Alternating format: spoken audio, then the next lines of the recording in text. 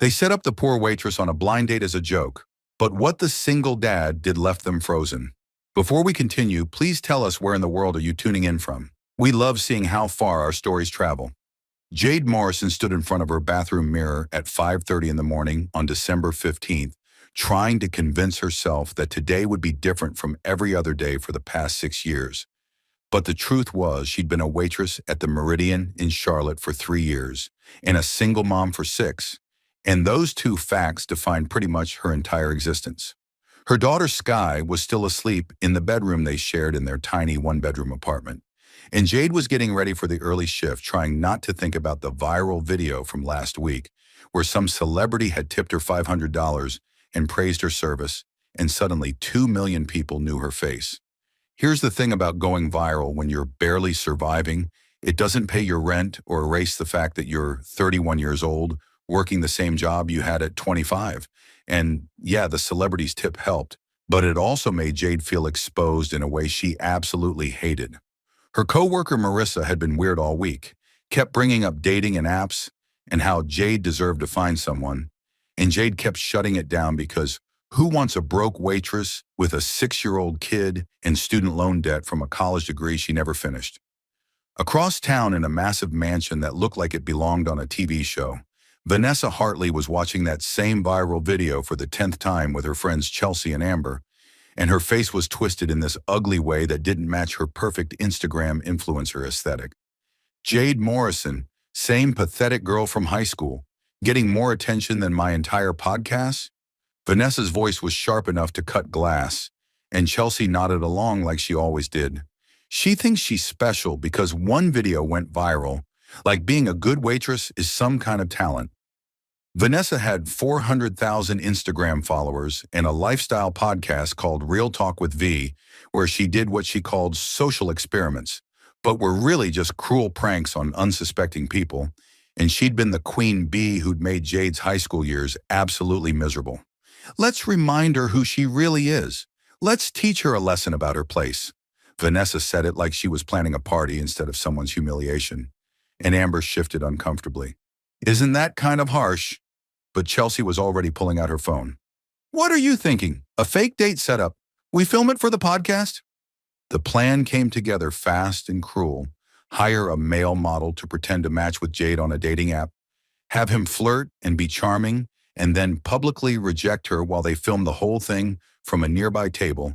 And Vanessa paid Jade's coworker Marissa $500 to convince Jade to download the app and trust the process. 2 days later, Marissa cornered Jade during their break.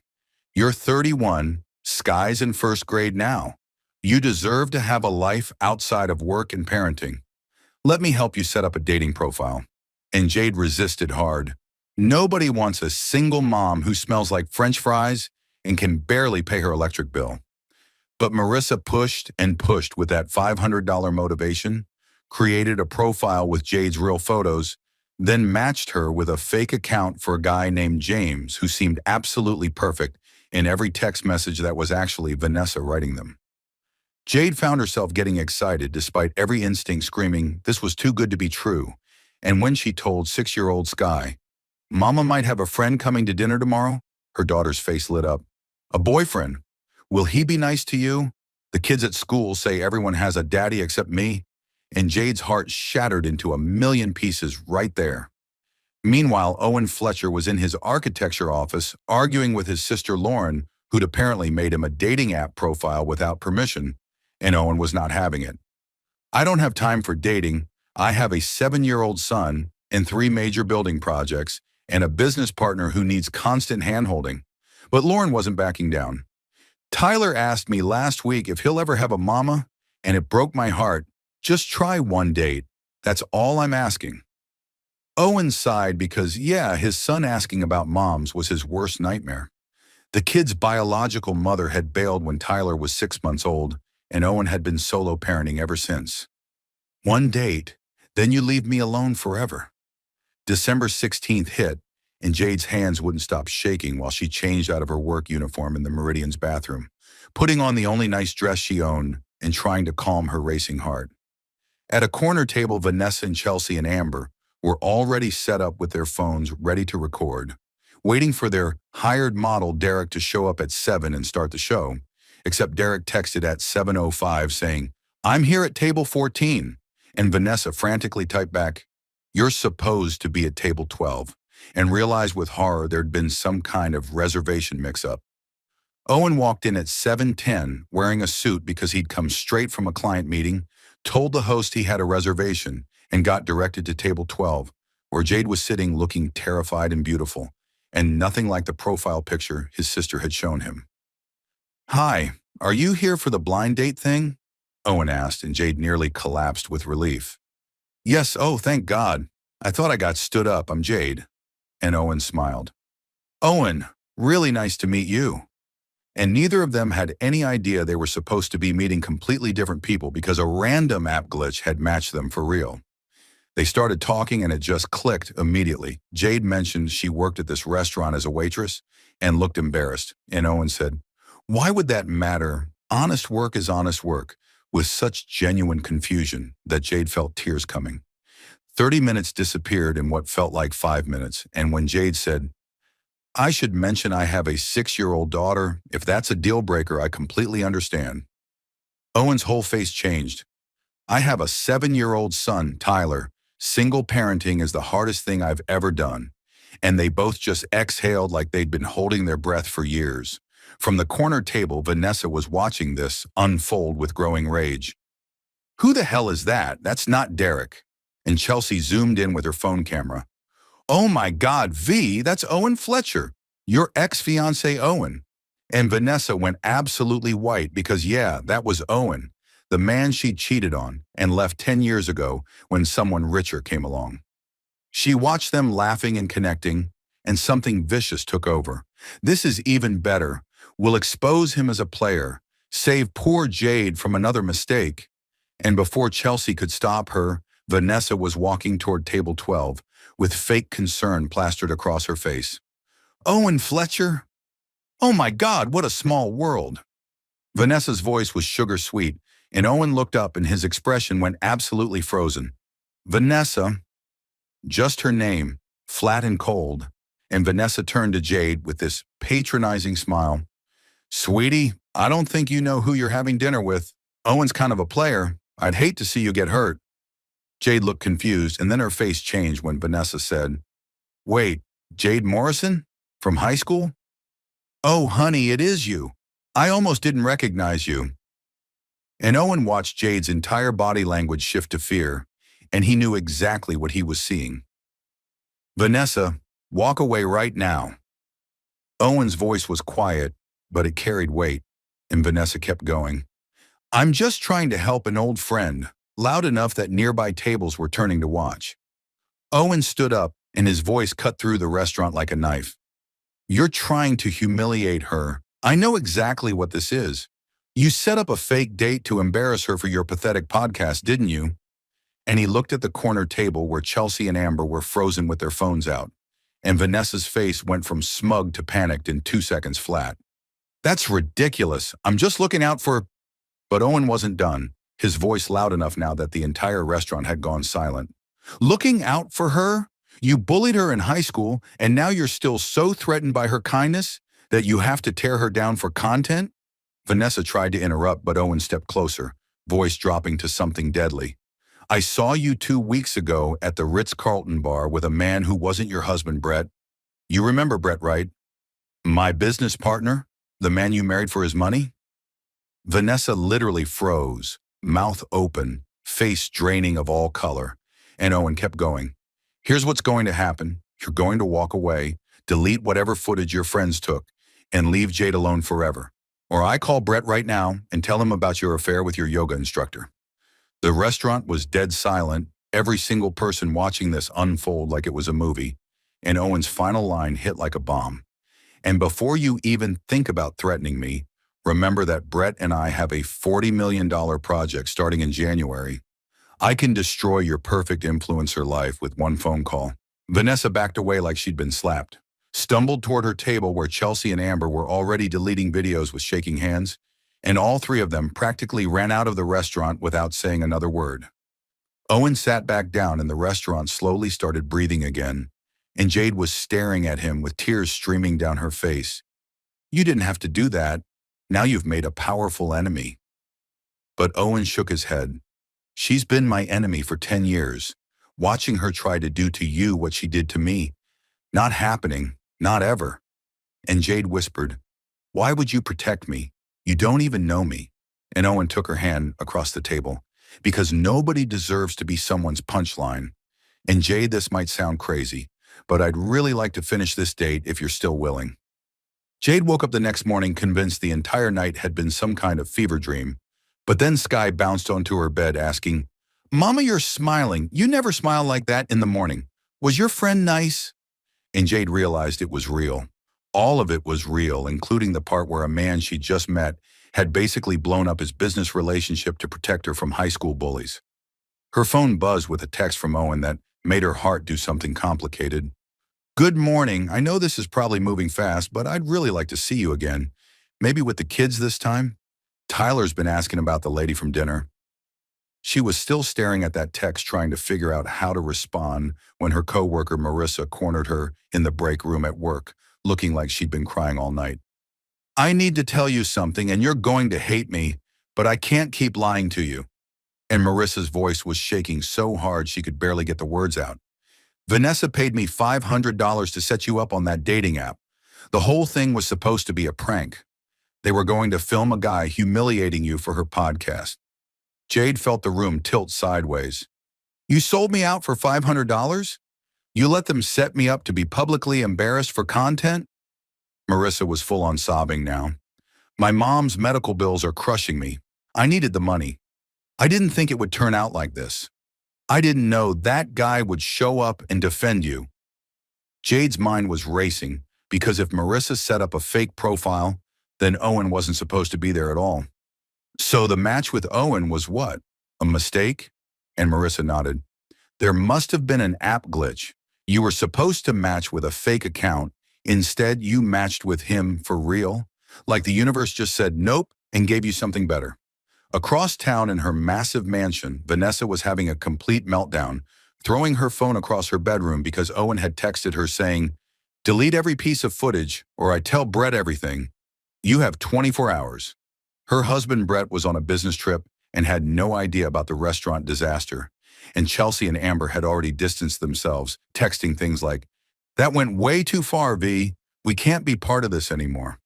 Vanessa's podcast followers were asking about the social experiment she teased for this week's episode, but she couldn't post it without exposing herself as a cruel, manipulative person who sets up humiliation pranks. And her perfect influencer life was crumbling in real time. 3 days later, Owen picked up Jade and Sky for a trip to the Children's Museum. And the second Tyler and Sky met, they did that thing little kids do where they're shy for exactly 30 seconds before becoming best friends. You like dinosaurs?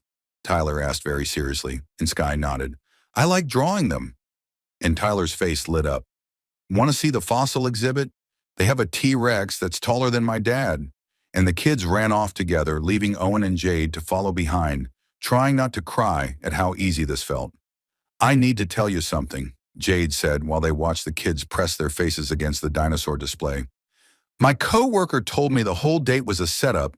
Vanessa paid her to create a fake profile to humiliate me. You weren't even supposed to be there. Owen nodded like he'd already figured that out. I know, but here's the thing. Somehow you and I matched for real. The app glitched, or the universe intervened, or whatever you want to call it, which means maybe we were supposed to meet, just not the way they planned. Jade felt tears coming, because nobody had ever made her feel like she was worth choosing before. You still want to see me even knowing it started as a cruel joke? The best things in my life started by accident, Owen said, and his voice was so genuine it hurt. Tyler wasn't planned. My architecture firm started as a side project. Maybe you and I are another happy accident that turned into something real. A week later, they were having coffee while the kids had a play date, and Owen asked if he could see her architecture sketches. And Jade pulled out this beat-up notebook looking embarrassed. They're just doodles from my breaks at work, nothing professional. But when Owen opened it, his entire expression changed because the pages were filled with detailed building designs and community spaces and park concepts that showed real talent. Jade, these are incredible. You have an eye for functional beauty that most of my junior architects don't have. And Jade shook her head. That was 13 years ago when I had a full ride to UNC. I'm a waitress now, not an architect. That dream died when I got pregnant senior year. Owen looked at her for a long minute, then said something that changed everything. What if you could be both? My firm is expanding, and I need someone to manage community outreach projects. You'd learn the business side and work on real designs. 55,000 starting salary with benefits and flexible hours for Sky. Jade's immediate reaction was anger. I can't accept charity from you just because you feel bad about what Vanessa did. But Owen cut her off. It's not charity. It's recognizing talent that's been buried under years of survival mode. Vanessa took this dream from you in high school through bullying and making you feel worthless. I won't let her win by you staying stuck. That same week, Vanessa's husband, Brett, got an anonymous email with photos of her having drinks with a man who definitely wasn't him. And when he confronted her, she tried to lie, but he'd already called Owen, who told him everything about the podcast prank and the restaurant scene. You tried to humiliate someone for content? The woman Owen's dating? Brett's voice was disgusted in a way Vanessa had never heard. And within 3 days, he'd filed for divorce, and Vanessa's perfect life was imploding in spectacular fashion. 2 months passed, and Jade was thriving at Owen's architecture firm, actually contributing to real projects, seeing her designs being used in proposals. And Tyler and Sky were basically inseparable, asking constantly when they could be real siblings. Owen and Jade were taking things slow but falling hard. And one night after the kids were asleep, Jade whispered, "What if this is too good to be true? What if it all falls apart?" "What if it doesn't?" Owen said back. "What if this is just what happens when two people who've been surviving alone finally find someone worth living for?" But Vanessa wasn't done yet. Showed up at Jade's apartment 3 months after the restaurant incident, looking rough in a way her Instagram followers would never believe. "You took everything from me, my marriage, my career, my entire life." And her voice was shaking with rage. But Jade just looked at her calmly. "I didn't take anything. You destroyed yourself with your own cruelty. I was just the person you tried to break, who refused to stay broken." Vanessa was crying now. "You were nothing in high school. You're nothing now. You're just a waitress who got lucky." And Owen appeared from the parking lot where he'd been waiting to pick up Jade. "She's an architect at my firm, a mother, a genuinely good person. That's everything you'll never be, no matter how many followers you buy." Vanessa broke down completely. "I was supposed to win. I was supposed to be successful and happy, and you were supposed to stay miserable forever." And Jade felt something that surprised her. Actual pity. "I hope you find peace, Vanessa. I really do. But you're not going to find it by tearing other people down." 3 weeks later, Owen took Jade back to the Meridian for their 3-month anniversary, same table where they'd met, and the restaurant manager saw them and immediately comped their meal. "You're the couple who put that awful woman in her place. What you did was the bravest thing I've ever seen." And Jade shook her head. "I didn't do anything brave. I just showed up." But the manager smiled. "That's exactly what made it brave. You showed up even though you were terrified. That's courage." After dinner in the parking lot, Owen pulled Jade close and said the words that had been building for months. "I'm falling in love with you. I know it's fast, but I need you to know." And Jade kissed him with tears streaming down her face. "I fell in love with you the moment you stood up for me. I was just too scared to believe I deserved it." 6 months flew by in this beautiful blur of family dinners and bedtime stories, and slowly building something real. And Jade and Sky moved into Owen's house, where Tyler immediately insisted the kids share a room, even though there were 3 empty bedrooms, because he said, "We've been apart our whole lives. I don't want to be alone anymore." Jade was now assistant project manager at Fletcher & Associates, working on actual architecture projects. And her first solo design for a community center had just been approved for construction, which felt like a dream she'd stopped letting herself have 13 years ago. Tyler had started calling Jade Miss Jade, but every once in a while he'd slip and say Mom. And Sky called Owen Mr. Owen, but drew pictures for school labeled My Family, with all 4 of them holding hands. And Owen knew it was time to make this official. He planned the proposal for the community center groundbreaking. Jade's design finally becoming real, and she was giving a speech to about 200 people about second chances and how communities are built when people choose kindness over cruelty. Owen took the microphone when she finished, and his voice was shaking. Speaking of second chances, Jade Morrison, you were supposed to be humiliated 9 months ago at a restaurant. Instead, you changed my entire life. He got down on one knee right there in front of the construction site and news cameras and everyone who mattered. Will you marry me? Will you let Tyler and me be your family officially? Will you let me spend the rest of my life proving you deserve every good thing? Jade was ugly crying and nodding so hard she couldn't speak, and Tyler and Sky came running from the crowd where they'd been waiting. Does this mean we're going to be real brother and sister now? And both parents were laughing through tears saying, you already are. This just makes it official on paper.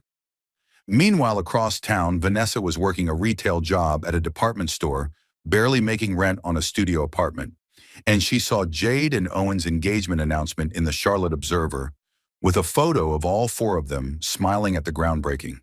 Her first instinct was bitter rage, but then something shifted after 2 years of therapy and actually working on herself, and she sat down and wrote a letter she'd been avoiding for months. I don't expect forgiveness, and I don't deserve it, but I need you to know I'm grateful you didn't let my cruelty define you. You deserved every good thing that happened. I'm sorry I couldn't see that 20 years ago. 3 months later, Owen and Jade got married in the simplest ceremony possible. Courthouse paperwork, then backyard party with just family and close friends. And when it came time for vows, Jade's voice broke, saying, you protected me before you knew me. Loved me when I couldn't love myself. Showed Sky what a good man looks like, so she'll never settle for less. Owen's vows made everyone cry. You taught me that kindness wins every single time, that second chances are real, that the worst moments can redirect us toward our purpose if we're brave enough to show up anyway. Tyler and Sky insisted on doing their own vows, and Tyler's little 7-year-old voice saying, I promise to share my dad and be your brother forever. And Sky responding, I promise to share my mom and always be your best friend, absolutely destroyed every single person there. 2 years after that, the community center officially opened, serving 500 families with programs and resources and spaces Jade had designed, and local news showed up to interview her about the journey from waitress to architect.